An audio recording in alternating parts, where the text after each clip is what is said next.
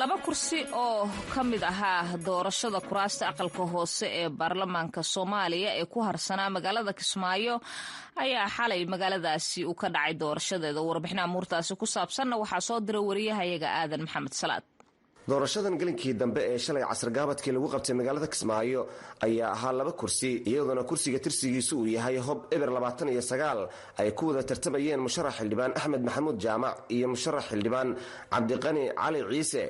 inkastoo tartan adag uuna goobta ka dhicin, guddiga doorashooyinka ayaa shaaciyay in uu tanaasulay musharax Cabdiqani Cali Ciise, waxaana cod gacantaag ah loo weydiiyay ergada in ay u codeeyaan musharaxa kale ee haray Axmed Maxamuud Jaamac.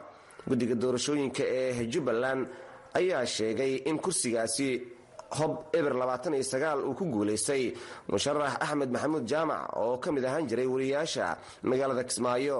sidoo kale doorashada galinkii dambe ee shalay lagu qabtay magaalada Kismaayo ayaa ahaa kursiga tirsigiisu uu yahay Hob 124 ka oo ay ku wada tartamayeen musharax xildhibaan Maxamed Cabdiraxmaan Nadiif iyo musharax xildhibaan Cabdulaahi Mukhtaar Maxamed. guddiga ayaa waxa uu sheegay in uu tanaasulay musharax Cabdulaahi Mukhtaar Maxamed, waxaana cod gacantaag ah loo weydiiyay ergada musharaxa kale ee haray ka oo helay 74 cod, iyadoona ugu dambeyntii guddiga doorashooyinka ay sheegeen in kursigaasi Hob 124 uu ku guuleystay musharax xildhibaan Maxamed Cabdiraxmaan Nadiif.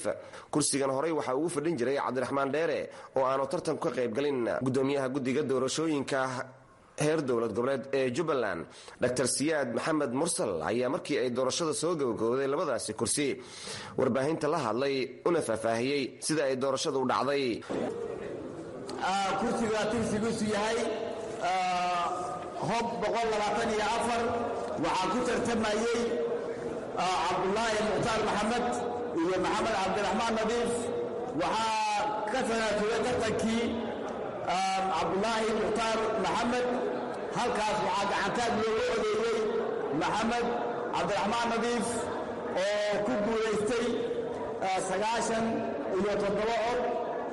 waxaa diiday 4 ergada soo xaadirtay kursiga waxay ahaayeen 101, halka kursiga ka horeeyey Eber 29 ergada soo xaadirtay 93. hadda laga bilaabo waa xiranaynaa doorashadeena maanta halkaas ku dhamaatay hawshii